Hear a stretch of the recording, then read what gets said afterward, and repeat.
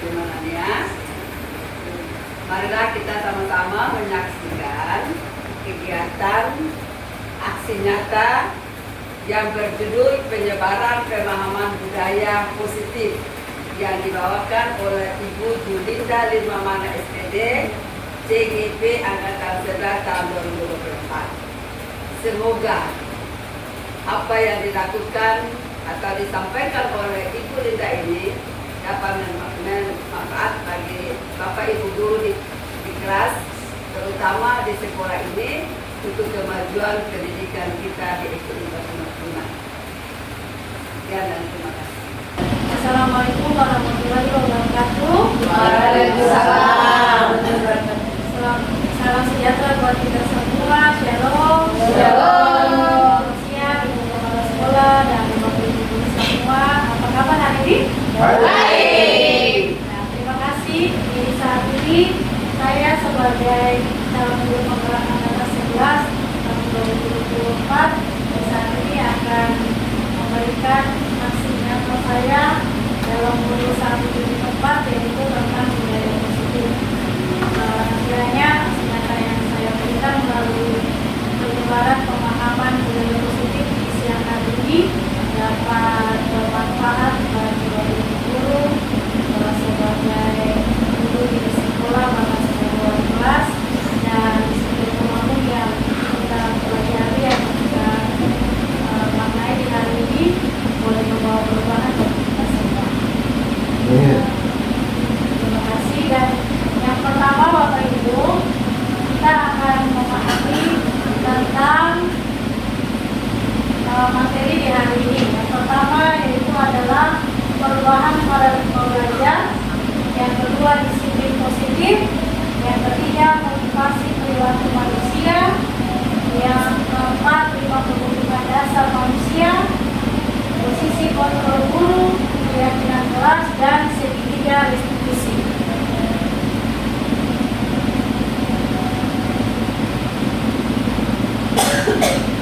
Baik Bapak Ibu, budaya positif adalah nilai-nilai keyakinan dan kebiasaan-kebiasaan di sekolah yang berpihak pada murid agar mereka dapat berkembang menjadi pribadi yang kritis, penuh hormat, dan rasa tanggung jawab.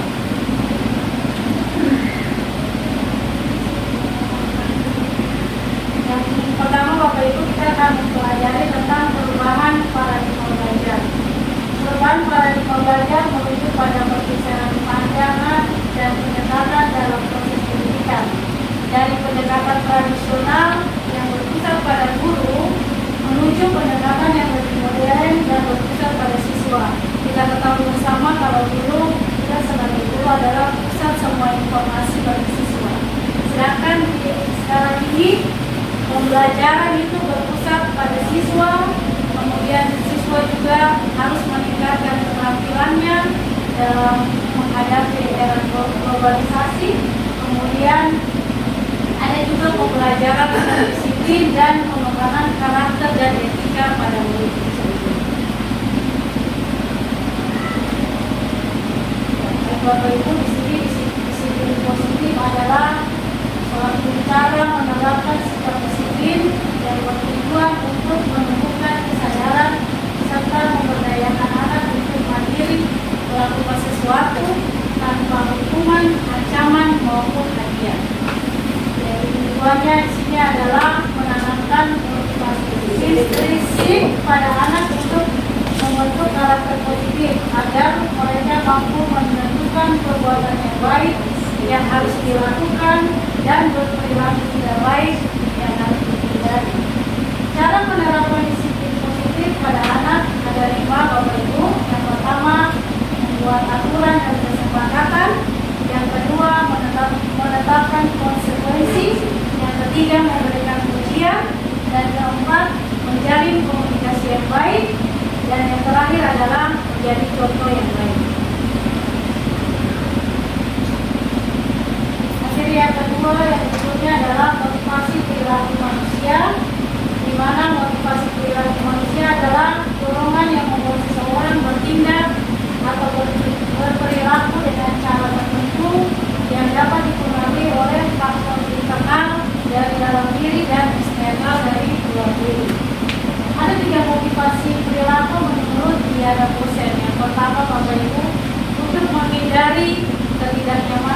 atau hukuman. Untuk motivasi perilaku ini, contohnya Bapak Ibu, anak-anak berusaha untuk tidak datang terlambat karena mereka menghindari akan diberikan hukuman jika mereka terlambat, ataupun contohnya anak-anak menghindari untuk selalu membuat tugas tepat waktu dan mereka tidak diberikan hukuman.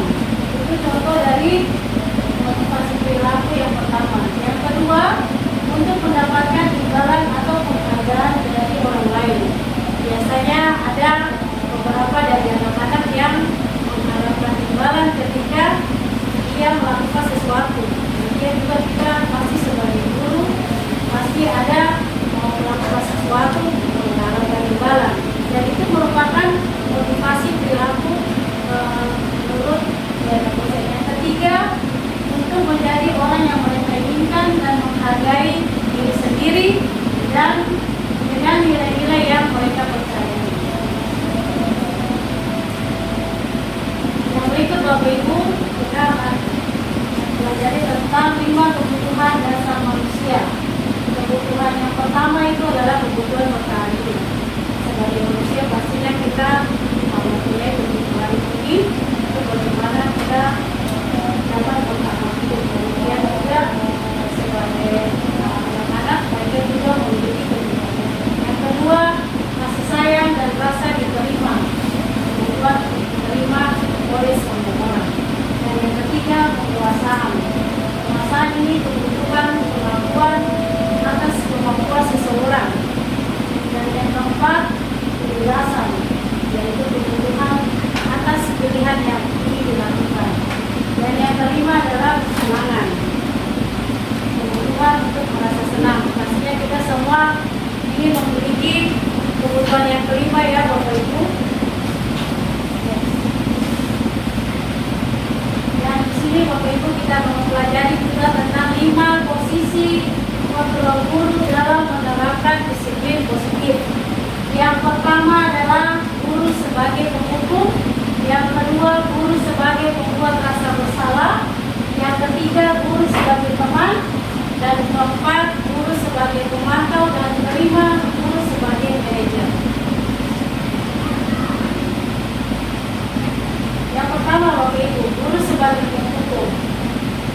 Seorang penghukum biasanya menggunakan hukuman fisik atau verbal.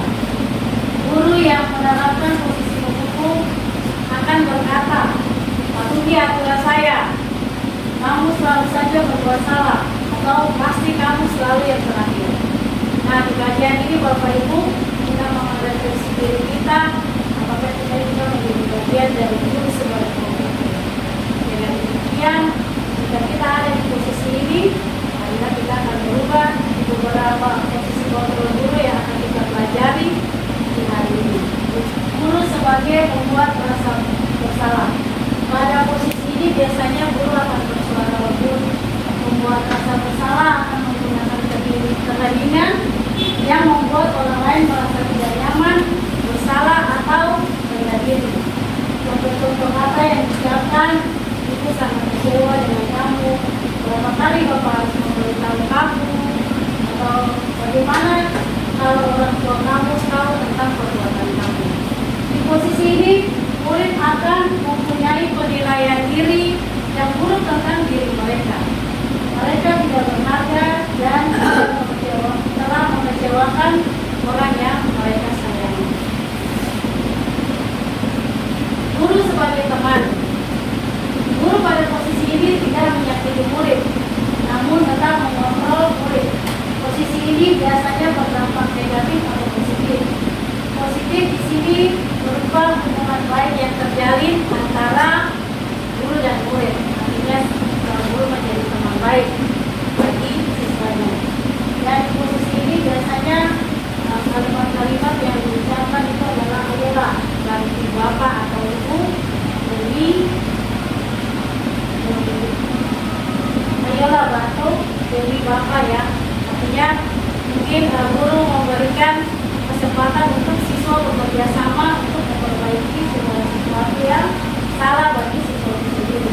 Yang kedua, ayo ingat kita ada bantuan terus selama ini. Dan yang ketiga, ya sudah, kalau ini tidak apa-apa nanti itu baru dijelaskan. Jadi kalimat-kalimat ini merupakan kalimat yang dibuat guru atau diucapkan oleh bapak ibu guru untuk siswa, dan siswa itu dia merasa bersalah sehingga dia tidak akan melakukan kesalahan yang sama. Dan yang ketiga, guru sebagai pemantau. Pemantau di sini artinya guru mengawasi siswa. Pada saat kita memantau, kita bertanggung jawab atas perilaku orang yang kita awasi. Posisi pemantau berdasarkan pada peraturan atau konsekuensi. Seorang pemantau sangat mengandalkan perhitungan, catatan atau data yang digunakan sebagai bukti dulu. Pertanyaan yang diajukan seorang pemantau, yang pertama, apa peraturan kita di sekolah? Dan yang kedua, apa yang telah kamu lakukan? Ketiga, kamu tahu sanksi atau konsekuensinya jika melanggar peraturan sekolah? Itu adalah beberapa kalimat yang biasa diajukan ketika kita memiliki posisi guru sebagai pemantau. Dan yang terakhir, Bapak Ibu, guru adalah sebagai manajer. Manajer adalah posisi di mana guru berbuat sesuatu bersama-sama dengan murid, mempersilahkan murid bertanggung jawab atas perilakunya, mendukung murid agar dapat menemukan solusinya dalam permasalahan yang dia hadapi. Dan di posisi ini, murid diajak untuk menganalisis kebutuhan dirinya maupun kebutuhan orang lain. Dan di posisi ini juga guru dapat berkolaborasi bersama dengan siswa atau murid untuk memperbaiki kesalahan yang dilakukan. Biasanya seorang manajer akan mengucapkan kata-kata seperti ada beberapa yang sudah ditampilkan di slide ini. Yang pertama, apa yang kita yakini. Jadi itu kembali ke keyakinan kelas yang telah Bapak Ibu sepakati bersama dengan siswa di kelas. Dan yang kedua, apakah kamu bersedia meyakininya? Dan yang ketiga, apa dampaknya jika kamu memperbaiki kesalahan yang dibuat? Dan yang terakhir, apakah ada solusi?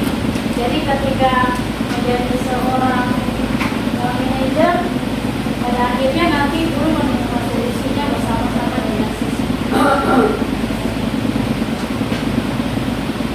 Ya, baik Bapak Ibu. Jadi tadi terkait dengan guru sebagai manajer, di dalamnya ada keyakinan-keyakinan kelas yang sudah disepakati oleh siswa. Dan saat ini kita akan sama-sama mengetahui keyakinan kelas yang sudah sering Bapak Ibu buat di dalam kelas bersama dengan siswa, yaitu keyakinan kelas adalah serangkaian nilai dan norma yang disepakati bersama guru dan siswa untuk menciptakan lingkungan belajar yang kondusif dan positif.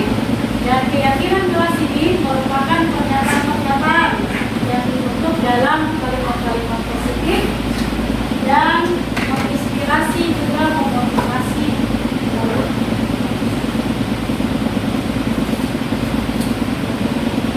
Jadi keyakinan kelas itu Bapak Ibu bukan kita asal saja membuat keyakinan kelas, tapi itu dia ada manfaat. Manfaatnya adalah dapat membantu murid untuk berkembang menjadi individu yang bertanggung jawab, disiplin, dan memiliki rasa hormat terhadap orang lain. Keyakinan kelas juga dapat meningkatkan motivasi belajar siswa karena mereka merasa memiliki kelas tersebut dan bertanggung jawab untuk menjaga kelas mereka untuk tetap aman dan nyaman dan kondusif dalam pembelajaran.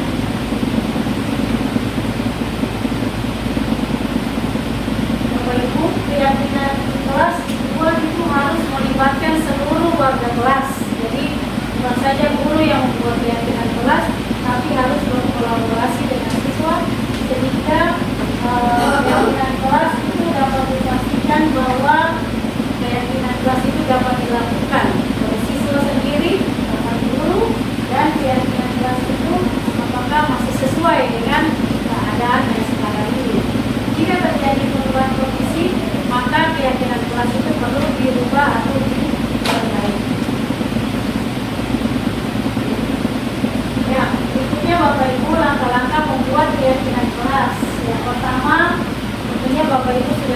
biasa melakukan ini di kelas. Yang pertama itu kita meminta murid menuliskan keyakinannya.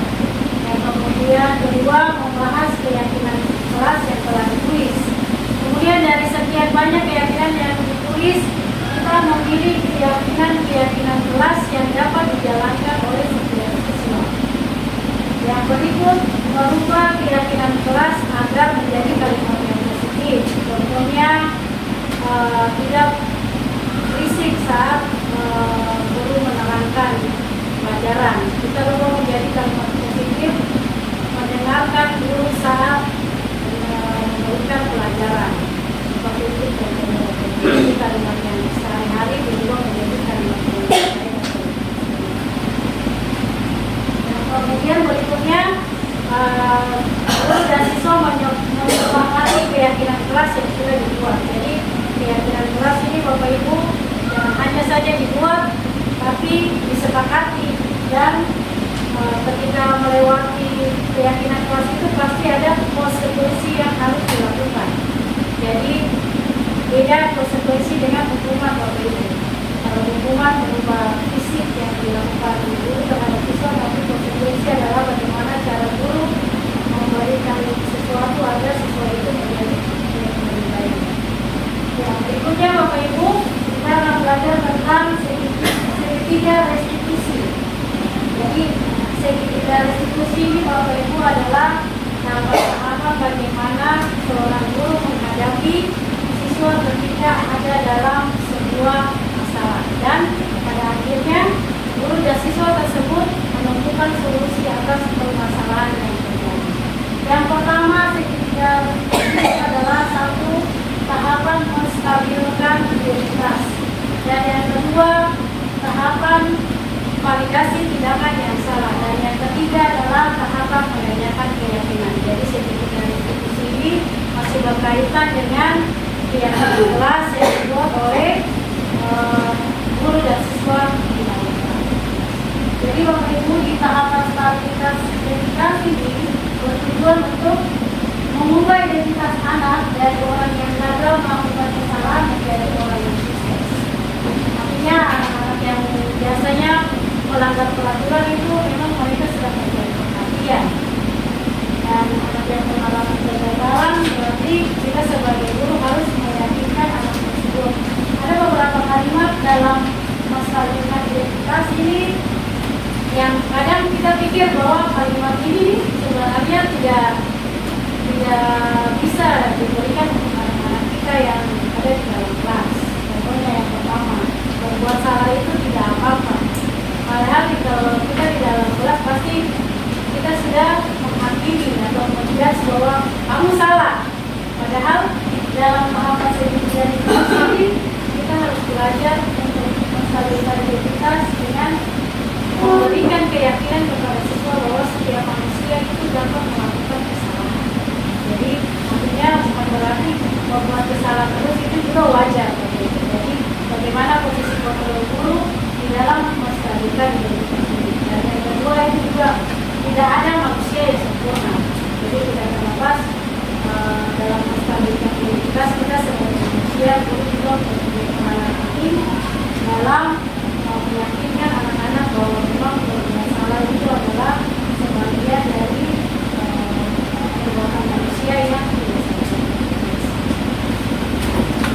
Yang kedua adalah validasi tindakan. Jadi setiap tindakan yang Bapak Ibu guru lakukan itu adalah suatu kebutuhan, yaitu memenuhi kebutuhan dasar. Yang tadi kita sudah pelajari 5 kebutuhan dasar manusia, dan kita harus memahami juga sebagai guru kira-kira kebutuhan apa yang ingin dipenuhi oleh siswa kita, apa yang mereka cara berbeda. Kita sebagai guru dapat menemukan cara-cara paling efektif untuk memenuhi kebutuhan itu. Jadi kalimat-kalimat bawah ini mungkin terdengar asing bagi guru, tapi bila dikatakan dengan nada yang tepat itu tanpa menghakimi dan memvalidasi kebutuhan kita. Jadi contohnya ketika anak-anak melakukan kesalahan, biasanya kita langsung kenapa begitu sehingga terjadi kekacauan, tapi kita harus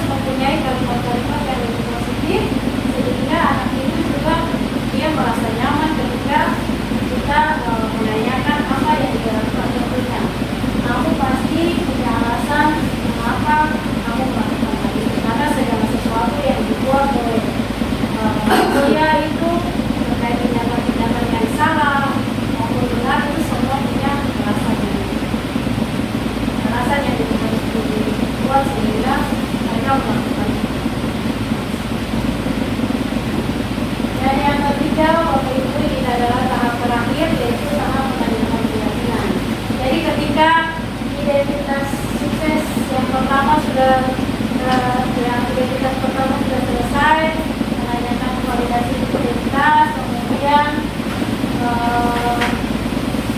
yang kedua juga sudah selesai, maka kita sebagai guru akan siap menghubungkan siswa dengan nilai-nilai keyakinan yang sudah disepakati bersama dalam kelas, sehingga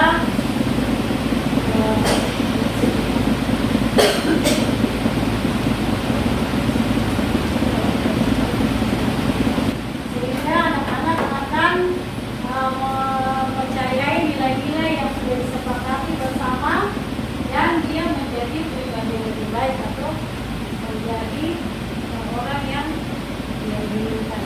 Pertanyaan-pertanyaan di bawah ini menghubungkan keyakinan anak dengan keyakinan kelas atau keluarga. Jadi Bapak Ibu, keyakinan kelas ini bukan hanya di sekolah saja, tapi di keluarga sebagai lingkup yang paling kecil, kita sebagai orang tua juga dapat membuat keyakinan keluarga sehingga anak terbawa menjadi positif ketika dia di sekolah. Dan saat ini ada kalimat-kalimat yang menjadi contoh untuk menanyakan keyakinan. Yang pertama, apa yang kita percayai sebagai keyakinan kelas atau keyakinan keluarga. Dan yang kedua, apa nilai-nilai umum yang telah kita sepakati. Jadi dari tahapan yang sudah dilalui ini, ketika tahapan menanyakan keyakinan, pasti di situ setelah menanyakan keyakinan, guru dan siswa mempunyai solusi, dan solusinya itu nanti guru bersama-sama dengan siswa dapat, guru sebagai pemakai juga dapat memakai siswa apakah solusi yang telah didapati dapat dijalankan dengan baik. Demikian Bapak Ibu, di hari ini aksi kata dari saya tentang modul 1.4 supaya positif. Kiranya yang sudah diberikan hari ini boleh bermanfaat bagi kita semua sebagai seorang guru, di mana banyak hal-hal yang memang kadang kita pikirkan itu wajar, tapi sebenarnya itu juga dibuat wajar. Kita sebagai seorang guru, dan kiranya kita sebagai seorang guru dapat menjadi guru yang berubah untuk kebaikan anak-anak kita. Demikian di hari ini, terima kasih untuk waktu dan kesempatan bagi guru yang sudah boleh meluangkan waktu untuk saya, dan terima kasih. Selamat siang, Tabia.